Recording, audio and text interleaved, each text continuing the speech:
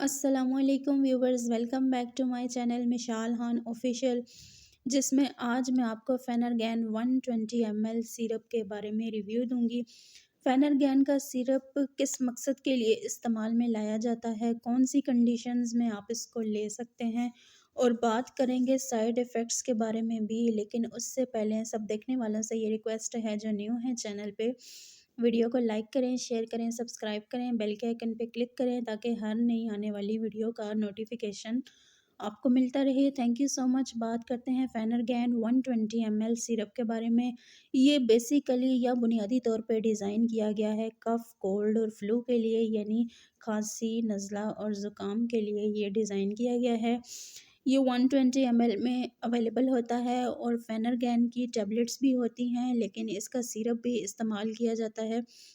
सैनोफाई की ये प्रोडक्शन होती है और इसकी प्राइस अमूमन 100 के आसपास होती है।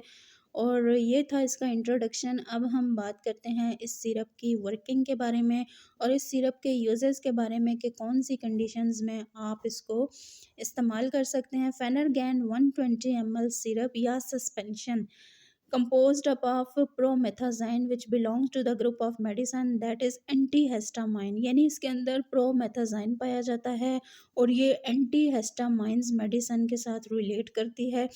ये की इफेक्टिवनेस शो करती है by blocking the production of histamines in the body that cause allergic symptoms, यानी कि आपकी बॉडी के अंदर जो एलर्जी के सिम्टम्स पैदा हो रहे होते हैं या पैदा हो चुके हैं, उनको ये काफ़ी हद तक रोकती है। जो हिस्टामाइन्स इसके अंदर पाए जाते हैं वो बहुत हद तक एलर्जी सिम्टम्स को आपकी बॉडी से दूर रखते हैं इस मेडिसिन के यूज़ से।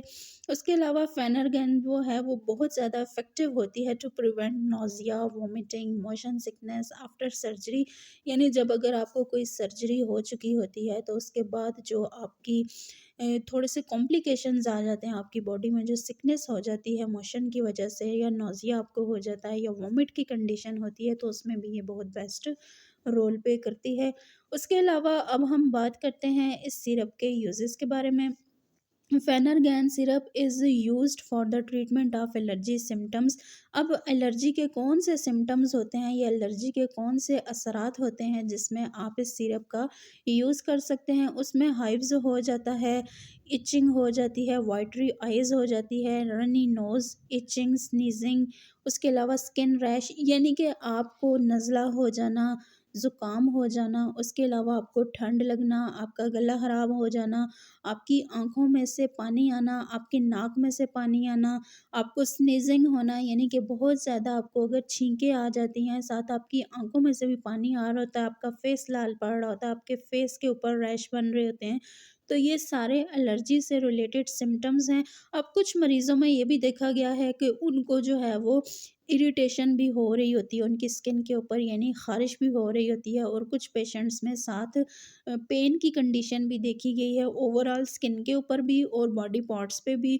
तो ये सारी ऐसी एलर्जी से रिलेटेड कंडीशंस होती हैं जिसमें आप इसका इस्तेमाल कर सकते हैं। और ये बहुत हद तक ये पेशेंट्स में स्लीप को इन्हेंस करने के लिए भी इस्तेमाल की जाती है। यानी अगर आपको नींद नहीं आ रही होती, बाज़ औक़ात ऐसे मरीज़ भी होते हैं जो कि बहुत ज़्यादा डिस्टर्बेंस उनको होती है कि उनकी नींद पूरी नहीं हो रही थी या उनको सोने की बहुत ज़्यादा ज़रूरत होती है, तो इस मेडिसिन को या इस सिरप को बहुत हद तक जो है वो नींद को एनहांस करने के लिए या नींद को ज़्यादा करने के लिए भी इस्तेमाल किया जाता है। ऐसे मरीज़ जिनको बहुत ज़्यादा स्लीप का इश्यूज़ होता है या बहुत ज़्यादा वीकनेस उनमें आ गई है, उनकी नींद ना पूरे होने की वजह से, तो इन कंडीशंस में इस सिरप को इस्तेमाल में लाया जाता है ताकि जो सोने का सिस्टम है या जो स्लीप का एक सिस्टम है उसको बहाल किया जाए। ये था ओवरऑल इसके बारे में यूज़। अब हम बात करते हैं कि ये सिरप जो है वो किस तरह से यूज़ किया जाता है। इस सिरप को आपने यूज़ में इस तरह से लाना है कि ये सिरप बेसिकली बच्चों के लिए है, यानी कि 12 साल तक की उम्र के बच्चे इसको ले सकते हैं। इसको लेने का तरीक़ाकार ये होता है कि जब आप अपने सोने का जो है वो प्रोग्राम बना लेते हैं, सोना है आपने, तो जब आपको ठीक जो है वो आराम की ज़रूरत है, लेट गए हैं आप, तो उस कंडीशन में आपने फ़ौरन इसको पी के सो जाना है। उसके बाद आपने जागना नहीं है। अगर आपने चलते-फिरते इसका इस्तेमाल किया, तो आपको जो है वो नींद नहीं आनी, या आप जिस मकसद के लिए इसको ले रहे हैं, जो कंडीशंस बताई गई हैं, वो अफ़ेक्ट नहीं होगा फिर। आपने इसको आपके बेड टाइम पे लेके आपने सो जाना है। ये था इसके यूज़ का तरीकाकार, और आपने इसको वन टाइम यूज़ करना है। 1 स्पून आपने इसका इस्तेमाल करना है सोते वक़्त जस्ट, उसके अलावा आपने इसका इस्तेमाल नहीं करना। ये था इसको यूज़ करने का मेथड। अब हम बात करते हैं साइड इफ़ेक्ट्स के बारे में, कि कौन-सी कंडीशन में आपको क्या-क्या साइड इफ़ेक्ट्स ये सिरप दे सकता है। इसमें आपका मुँह खुश्क हो सकता है, आपकी आँखों में धुंधलापन आ सकता है, आप में बहुत ज़्यादा सुस्ती भी आ सकती है। आपको कब्ज़ की शिकायत हो सकती हैं, गनुदगी आपको हो सकती है, आपकी आँखें बहुत ज़्यादा येलो हो सकती हैं, आपकी स्किन येलो हो सकती है, यूरिनेशन में आपको प्रॉब्लम हो सकती है।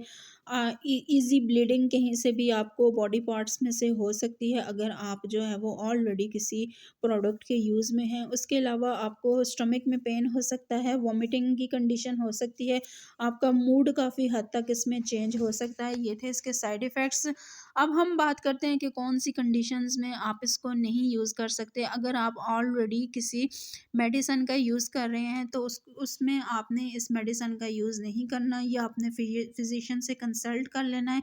इसी तरह जो औरतें हामला होती हैं, या जो ब्रेस्ट फीड के ऊपर हैं, वो भी इस मेडिसिन को लेने से पहले अपने फिज़िशियन से लाज़मन कंसल्ट कर लें।